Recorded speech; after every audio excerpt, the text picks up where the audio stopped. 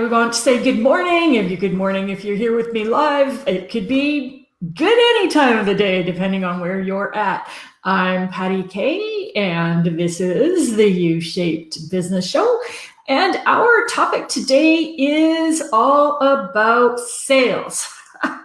Which, when I bring up this topic with a lot of my clients, I talk to a lot of people who are in business. Some people have this aversion to sales. They go, "Oh, ick, I hate selling. I don't like it. I don't want to do it," that kind of thing. And there's actually a really good reason for this. Sales kind of gets this bad rap.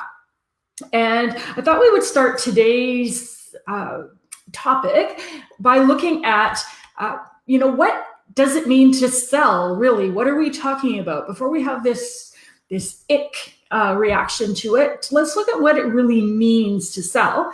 So I turned to the dictionary and I found quite an in-depth definition of sales. The definition of to sell, and it starts off very reasonably. To exchange something for money, to make something available to be bought. To me, that's the definition. I like to kind of stick with that. We're selling something. If we're exchanging it for money, if we're making it available for somebody to buy, that's all good. However, the definition goes on and it starts to talk about some of the ideas behind selling that give people this kind of ick idea. To give up property or money in return for something else, so far so good, especially foolishly or dishonorably. We're starting to move into that part of sales where people are like, yeah, I don't want to do that. I don't want to be part of that kind of a transaction. To dispose of or manage for profit instead of in accordance with conscience, justice, or duty. This is that whole idea of putting the sale, collecting money from somebody ahead of everything else. This is about focusing 100% on profit, on money, what's in it for you as the person selling. And this does indeed start to feel a little bit icky. And then finally, we have this one, to impose upon, to cause or promote the sale of, to make or attempt to make sales to influence, there's a word we hear all the time, to influence or induce to make a purchase, and this good old synonym, to cheat. When you hear about sales from these more nefarious definitions, it's totally understandable why people would say sales, ick, I don't want to do it. Totally understandable. And this is why a lot of us, not everybody, but some people, you ask them what they think of when they think about sales and salespeople. And this is a pretty common first image that comes to mind. It's the pushy used car sales guy. It's the pushy timeshare salesperson. It's the person who's out there trying to induce, trying to persuade, trying to influence, trying to get you to do something that you don't want to do, getting you to buy something that you don't want to buy. And as ethical service providers, well, we don't want to have any part of that. I know I certainly don't want any part of it. But the other thing to keep in mind with this is that people actually love to buy. And it strikes me every time somebody tells me that they're so excited because they bought a new car, or they bought a house, or they bought a new shirt or a new pair of shoes or new anything. When people buy something, they tend to be pretty darned excited about it. And that's the truth.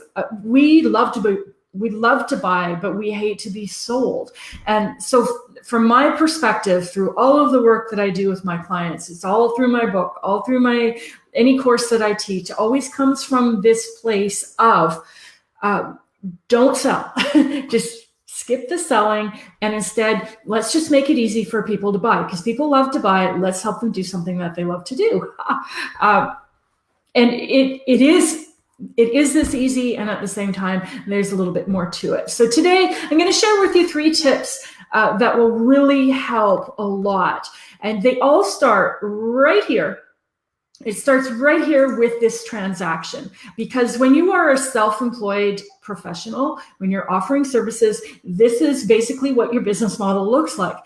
You provide some services to your clients, and in return, they give you some money. That's how it works. Charge enough for your services, sell to enough clients, and you have a nice, viable, self-employed business happening.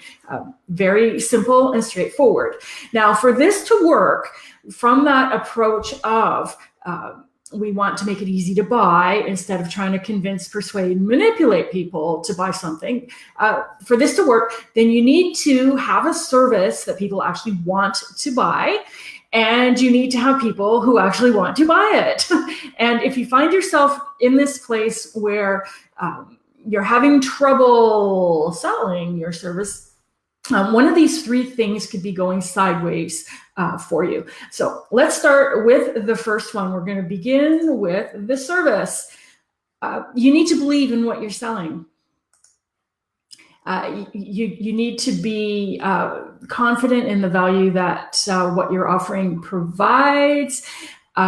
You want to feel like you're selling something of value, that it is worth whatever that you're charging for it. It's almost impossible to sell with any kind of integrity.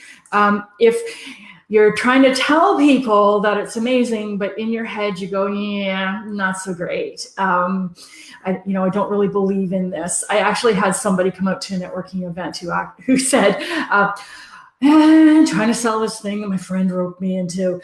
If that's how you feel about the product you're selling or the service that you're offering, that's where you need to start to fix things up, is to make sure that whatever it is that you're putting out into the world is worth it to you, to create the kind of service where people are delighted to have it. They get really good results. They'll tell their friends and neighbors about.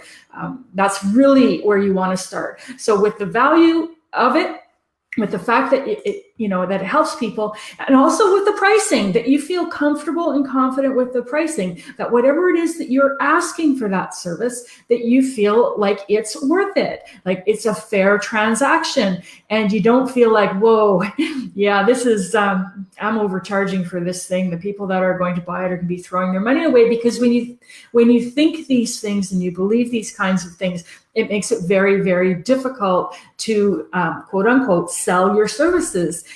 If you don't feel that your product is good, or you don't feel like it's worth it, you're going to struggle. And when people ask you how much you charge, you're going to struggle to say that number if you don't believe that it's worth it. So it really starts there with believing, strongly believing in what you sell. And secondly, so that's the first part of our little equation here, is the idea of what you're selling. And the second piece of it is who's going to buy it. And what you want here are ideal clients. You want people who don't just need the service, they actually want it. And this means that they have a problem that you can help them solve. They have a result that you can help them get. It makes sense to them to buy your product. It's something that if they fully understood what it was that you offered and the value behind it, that they would gladly say, hey, here's my credit card, please sign me up. I want that thing. They're really in this mindset where when they hear about what you're offering, they are thinking, wow, I really need that. I really want that. And you know what? For what you're charging, it's worth it. It's worth it to me to solve this problem or to get the result that I'm after. This is what you're looking for, is that it becomes then a very conversational meeting of minds. Here's what it is that I have to offer. And they're like, wow, that's what I need. If you find yourself in this position where you're convincing or persuading, you're coming up against a lot of resistance, people don't want to talk to you, they won't want to give you the time of day, there's a very, very good chance that you're not talking to the kinds of people who actually are clients. And this can make all of the difference in the world. When I work with my clients, one of the things that I do with them is we get really clear on who's going to buy. Who are the ideal clients? Who are the people who actually want the thing that you're selling? And then Where do you find them? How do you talk to them? But it can make the difference between spending all your day trying to convince people to want something that they don't want, try to get them to show up for something they don't want to do, trying to get them to purchase something that they don't want, which is very tiring and discouraging, and it takes a lot of effort, and there's not a lot of return. However, when you start finding the kinds of people that really want to do business with you, it becomes a gazillion times easier. So choosing who those clients are, making sure that you're having conversations with people who actually need and want what you have to offer is a big piece of this. And then the third part of this is I just clicked the wrong button and deleted my little title for this. Our clients want to listen on WIIFM, which is what's in it for me. That's what this little picture of the radio is all about. And this is about talking about what it is you have to offer based on what your clients are looking for. So for every time you talk about your product or service, when you explain what it does, you always want to put that in terms of what it does for your clients. So when you think about, if you're going to tell them about the features of your product, for you to automatically think, okay, so I'm open 24 hours a day for my service. What's in it for them in terms of the client? What's in it for me? If your client was to say, why does it matter to me that you're open 24 hours a day? Then you start talking about things in terms that clients are interested in, because they'll say something like, oh, it means you can get help and support whenever you need it. Now that's the benefit that's attached to your feature. So instead of saying, well, I sell sessions, I sell life coaching, I sell acupuncture services, I sell graphic design, instead you talk about those things in terms of what it does for your clients. You talk about pain relief, you talk about feeling better, you talk about having a very professional look and feel to their marketing materials, that kind of thing. So what you always want to do when you're talking about your product or services, always bring it back to your clients. What's in it for them? Because that's what they're going to pay attention to.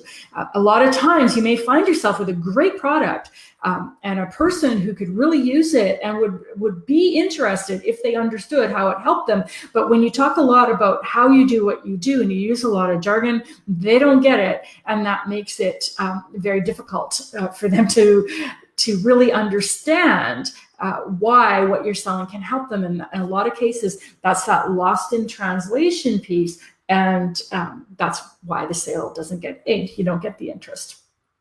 So to wrap all of this up, what you're wanting to do to summarize everything is you want to make it easy to buy. You want to offer a quality product or service at a fair price, fair for you, fair for your clients. You want to work with ideal clients who need and want what you have to offer. And you want to build a bridge between what it is that they want and what you're offering. And you do that by broadcasting, talking on the radio station WIIFM, which is what your clients are listening to. What's in it for me? Like a lot of things in business, this can be easier said than done, and the devil's in the details and all that other stuff. If you visit my website at pattykay.com, you'll find a whole bunch more videos to help with this, videos, articles. I have a book. I have a book with all of the details in it. I have a course, I have services, all kinds of good stuff. You can visit me at pattykay.com. Have a fantastic day, and I will see you back here tomorrow.